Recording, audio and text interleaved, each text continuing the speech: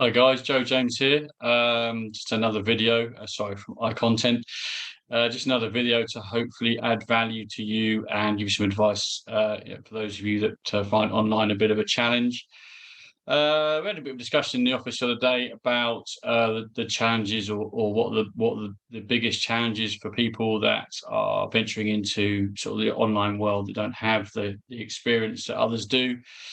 This is in the same vein as being good at maths but not being an accountant. You know that there's things that you can do, you probably dabble with, or some of you, but you're not an expert, and you know that there's certain advice and support that accountants could give you.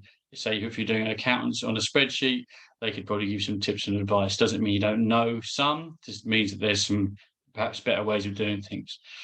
So we kind of split it down to three things, and I've written a blog on it, which is linked in the description. We broke it down to brand, paid search, and organic search, and we tried to pick one thing. You know me, one thing tends to go into 10 things, but I'll try and keep this as short as sweet as possible. So let's start with brand. In the blog, I talk about a lot of a good example of branding. I won't mention the video, but have a look in the blog. But everything kind of comes from your brand. Everything that you're trying to do online, everything you're trying to do in business, and you know this, comes from your brand. If you don't have your brand right, if you don't have your brand voice right, who you're talking to, you know who's your ideal customers, how do you interact with them, how they want to be interacted with, all sorts of your tagline, the colors, how your brand is. You know, if you were run a posh restaurant, is a cartoon type logo, you know, appropriate for you. And what I'm saying really here is that, you know, if you're the type of person that runs a business or starts a business or involved in a business, there's lots of things to do, and there is a tendency to chuck it up. Yeah, right.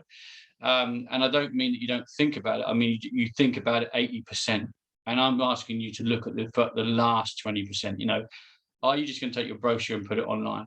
Or are you thinking, well, the brochure was made like 5 years ago, we've changed a little bit now, actually we want to be more relaxed in our approach, so is just putting that text online where I want to go? I'm not sure, but it's a hard thing to do. Easy thing to do, yeah, we've written it before, stick it online. And that's where it starts to break down the brand and become a bit more stale and a bit more samey to everyone else, because that last 20% is really difficult. So I won't dwell any more on that, but have a look at the blog. It just talks about how you can really try and take some time to force the brand in your head. Is it you? Is it what you want to portray?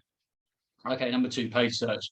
The amount of times I've worked on paid search campaigns. So bear in mind, we're a content company, and that's where we focus. But my experience is vast over all sorts of different areas of online marketing, so I can comment on these things because of my experience. So with AdWords, when a customer mentions AdWords to me, they say, "Oh, you know, it's very expensive," and I didn't really know if it worked or not.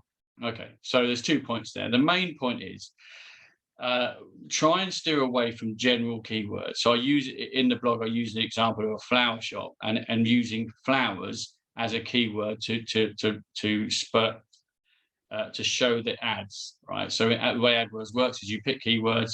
If someone types in those keywords, it's very simply put, someone types in those keywords, your ad shows.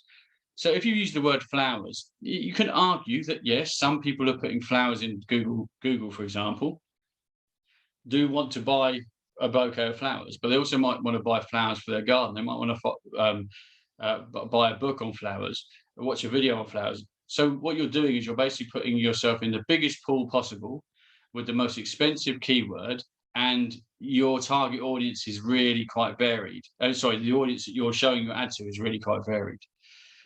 So just think about how you can create keywords and look at keywords, and there's some great keyword research tools within AdWords and free online that will just give you a better idea. So for example, if the flowers reports of where I am, then I would put in I would want to target flower bouquets in Portsmouth, or buy flowers in Portsmouth, or you know, variants of that keyword. Now there's loads of people that know AdWords who are watching this and saying you can put a location setting in AdWords, and of course you can. But what I'm trying to do is just, if you're dabbling in it yourself, just try and think of keywords and areas that are specific to you and that will actually really describe what your product or service is rather than a general thing.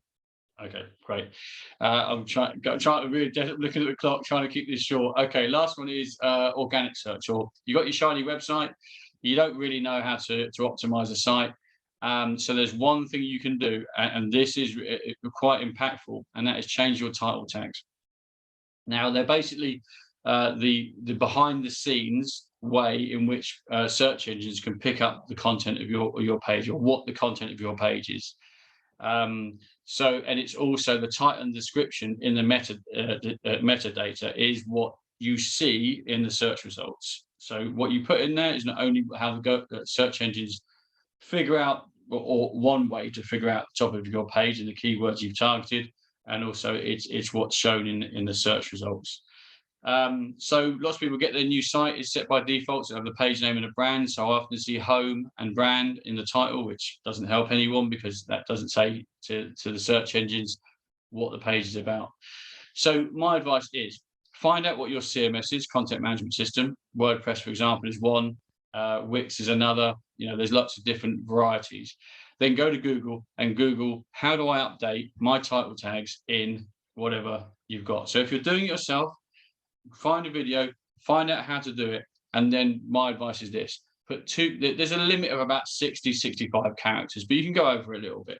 The limit really is because that's all it shows in Google. So basically use 2 keywords, no more than 2 keywords, and then a location and a brand.